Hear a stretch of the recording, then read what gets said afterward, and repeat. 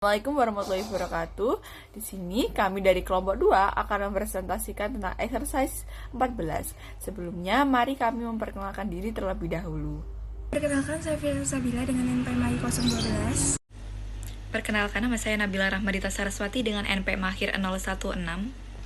Perkenalkan, nama saya Frisma Agustina dengan NPM AHIR 081.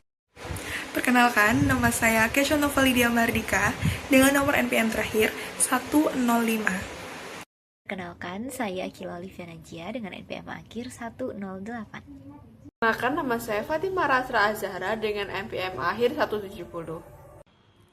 Perkenalkan, nama saya Janita Rahmadani Riswanto dengan NPM AHIR 240.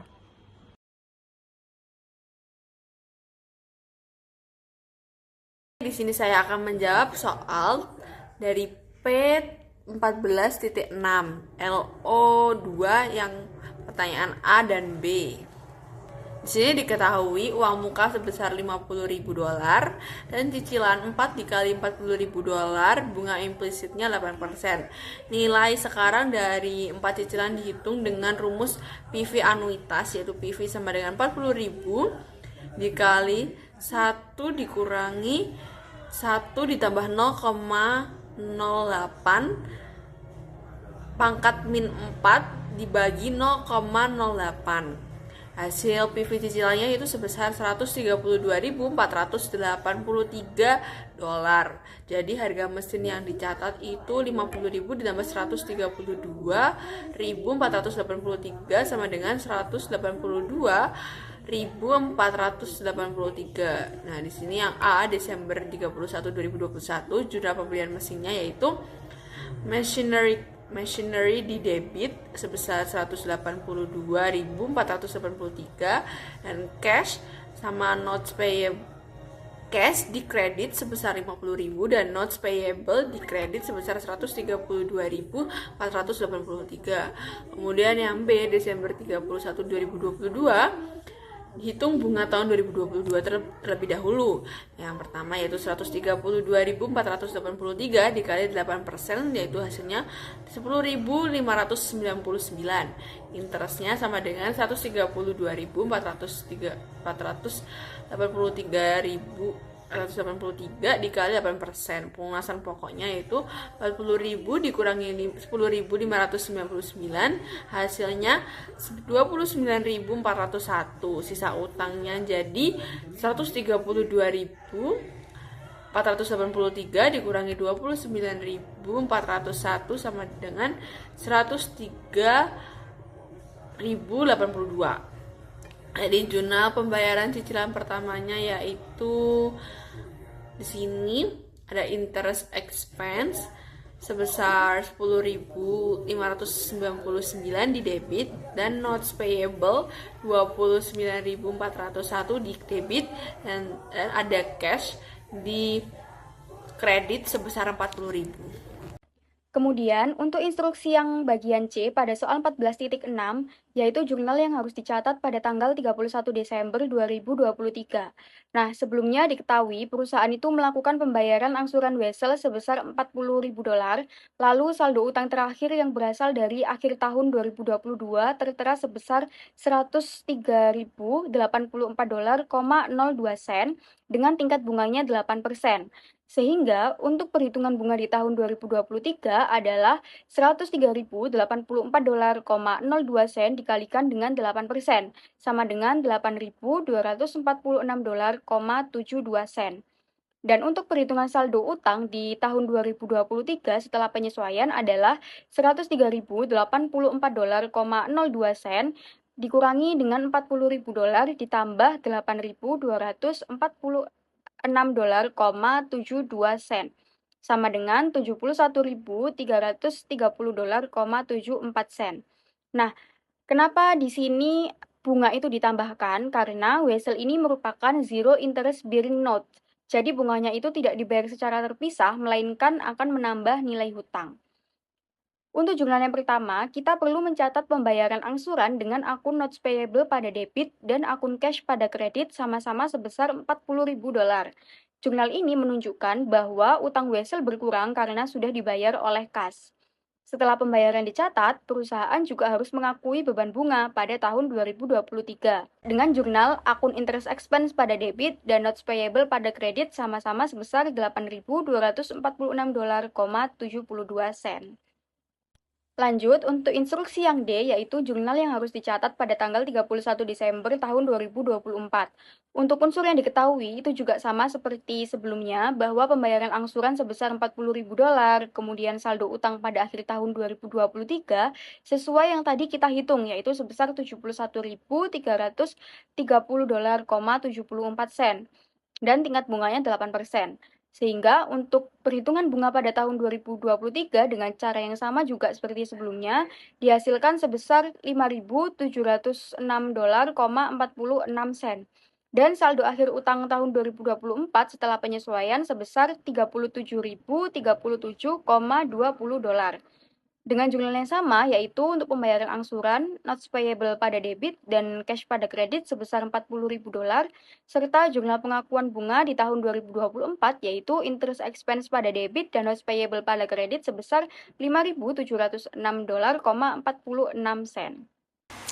Baik, untuk yang berikutnya yaitu pada soal P14.6, Zero Interest Bearing Note Payable in Installment.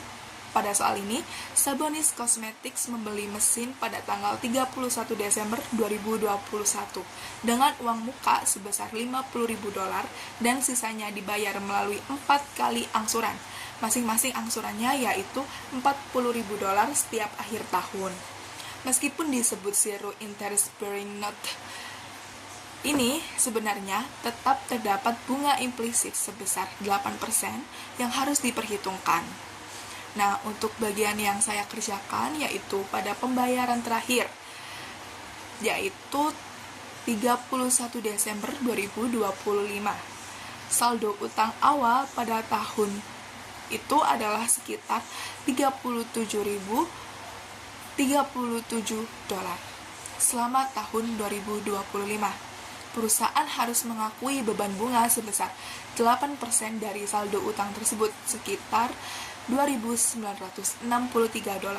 Setelah bunga ditambahkan ke saldo utang, jumlah kewajiban menjadi sekitar $40.000. Karena ini merupakan pembayaran terakhir, perusahaan melunasi seluruh sisa utang dengan kas sebesar $40.000. Jadi, jurnal yang dibuat pada tanggal tersebut yaitu mendebit akun interest expense sebesar $2.963, mendebit akun notes payable sebesar $37.037, dan mengkredit akun cash sebesar $40.000. Jurnal ini menunjukkan bahwa pada tahun terakhir perusahaan mengakui bunga yang timbul dan sekaligus melunasi seluruh kewajibannya. Setelah itu, pada exercise yang kedua yaitu P14.9, issuance of bonds between interest dates pada tanggal 1 Juli 2022, Simmons Foundry menerbitkan obligasi dengan nilai nominal €900.000. Obligasi ini bertanggal 1 Januari 2022, namun baru dijual pada tanggal 1 Juli 2022.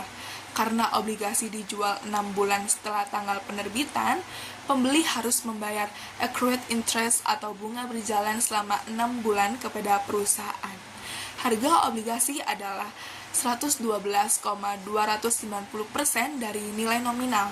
Dengan demikian, harga jual obligasi sebesar €1.010.610. Selanjutnya, bunga berjalan dihitung sebesar €900.000 dikalikan 12% dan dikalikan 6/12 bulan, sehingga diperoleh accrued interest sebesar €54.000.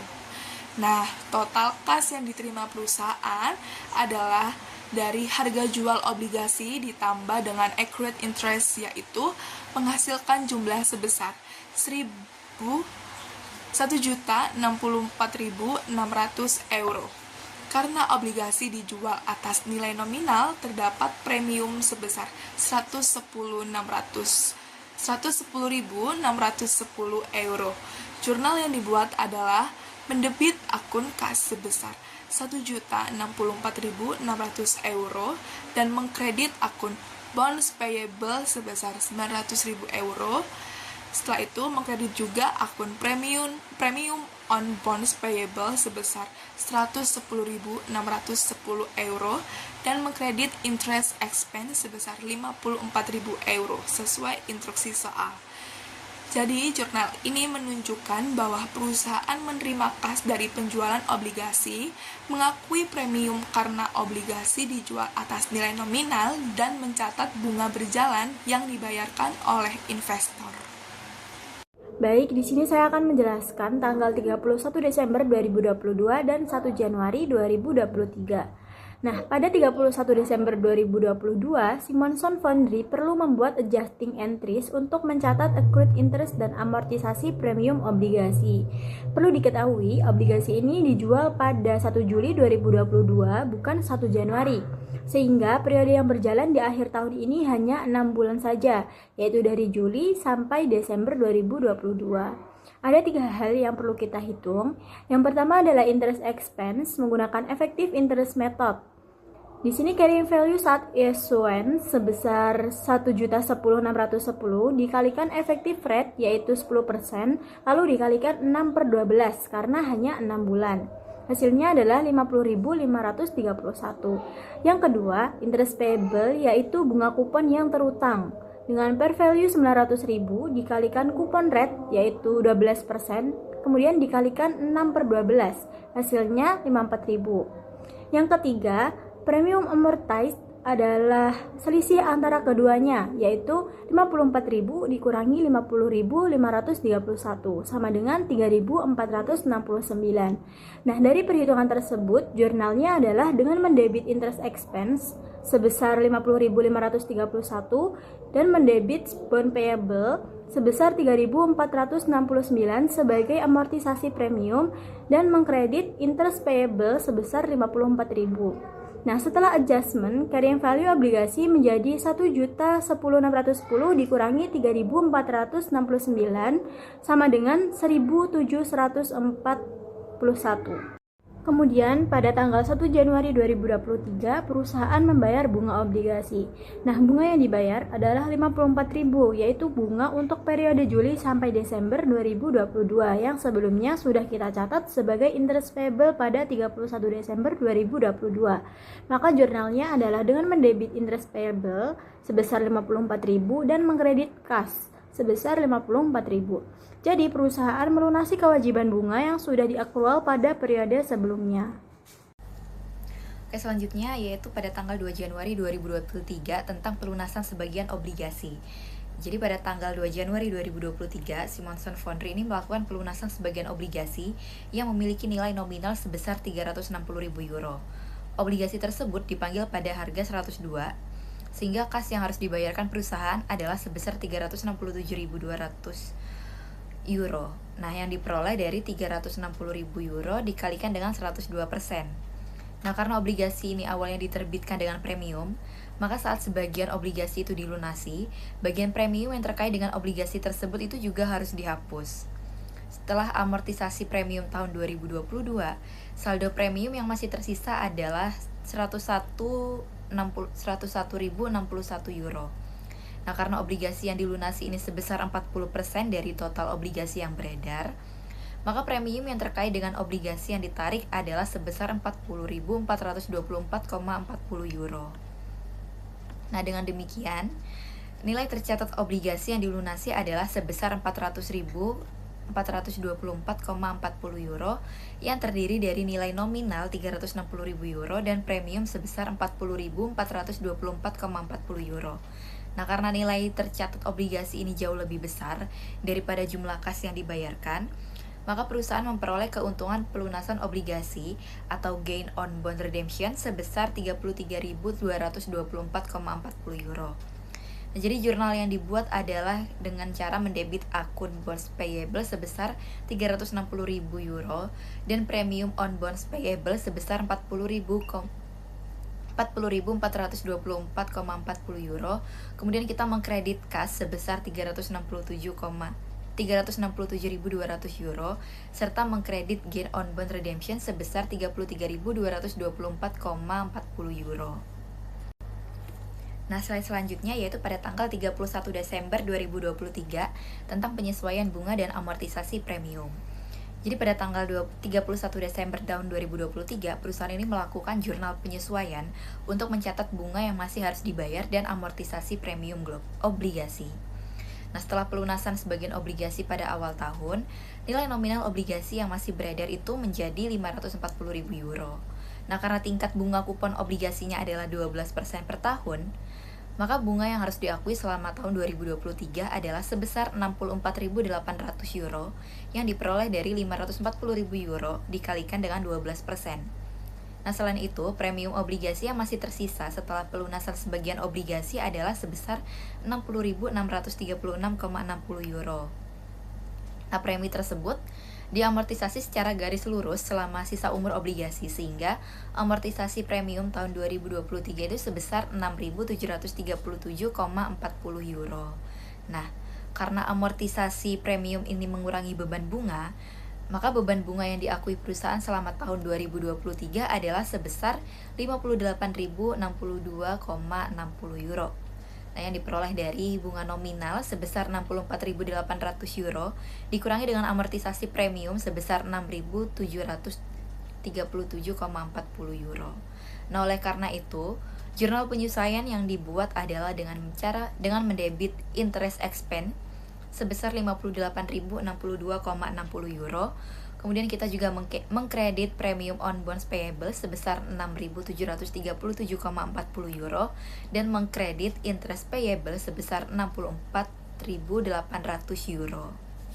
Kasus ini PT Maju Jaya itu menerbitkan obligasi sebesar 300.000 euro pada tanggal 1 Mei 2025 dengan bunga 10% dan jangka waktu 5 tahun. Karena bunga obligasi dibayarkan setiap 1 Januari dan 1 Juli, maka saat obligasi diterbitkan pada 1 Mei itu sudah ada bunga yang berjalan selama 4 bulan, yaitu dari 1 Januari sampai 1 Mei. Oleh karena itu, investor itu harus membayar accrued interest atau bunga yang masih harus dibayar.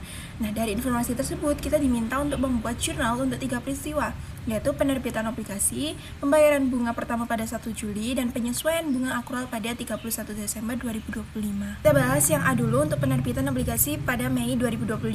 Pertama, kita hitung accrued interest yang harus dibayar investor saat membeli obligasi. Perhitungannya adalah 300.000 euro dikali 10% dikali 4/12 bulan, sehingga diperoleh bunga sebesar 10.000 euro. Karena obligasi ini diterbitkan pada nilai nominal ditambah accrued interest, maka kas yang diterima perusahaan adalah 310.000 euro.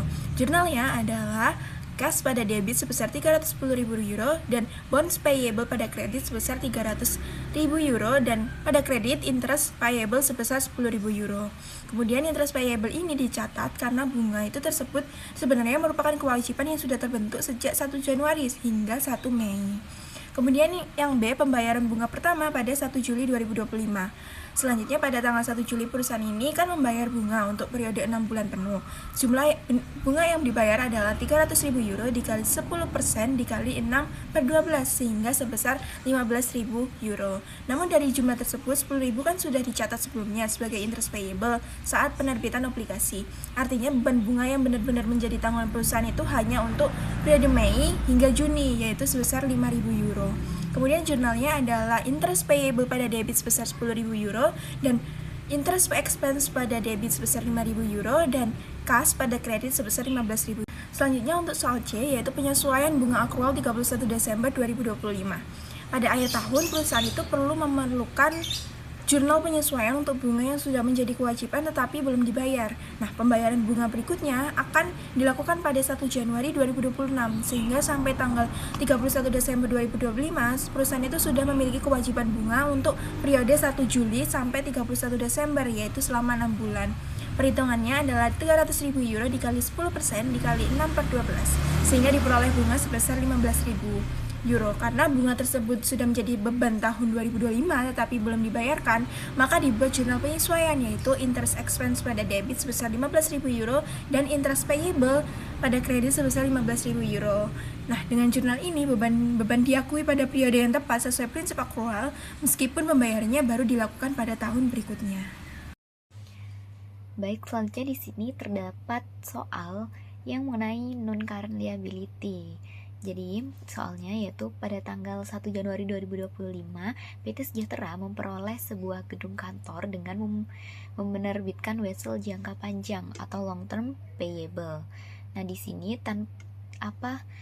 wesel jangka panjangnya itu tuh tanpa bunga, zero interest bearing note. Nilai nominal wesel tersebut adalah 500 juta rupiah dan akan jatuh tempo dalam 3 tahun. Berdasarkan perhitungan nilai kini dengan tingkat bunga pasar 8%, nilai wajar wesel pada saat penerbitan adalah 396.915.000. Nah, untuk soalnya diminta hitung carrying amount wesel pada akhir tahun pertama, yaitu 31 Desember 2025, menggunakan effective interest method dan buat jurnal yang diperlukan pada akhir tahun pertama. Oke, kita akan menjawabnya. Nah, di situ tuh karena wesel tidak memiliki bunga atau zero interest bearing note, maka beban bunganya itu dihitung menggunakan tingkat bunga efektif, yaitu 8% tadi. Selanjutnya, kita hitung terlebih dahulu beban bunga tahun pertamanya, yaitu 396.915.000 kita kali dengan 8% dan mendapatkan hasil yaitu 31.753.200 rupiah. Nah, karena tidak ada pembayaran bunga kas, maka seluruh beban bunganya itu menjadi amortisasi diskonto. Setelah kita menghitung beban bunga di tahun pertama, kita hitung carrying amount akhir tahun pertama, yaitu 396.915.000 ditambah dengan hasil yang tadi 31.753.200 rupiah dan mendapatkan hasil 428.668.200 rupiah. Nah, itu untuk carry amount akhir tahun pertamanya.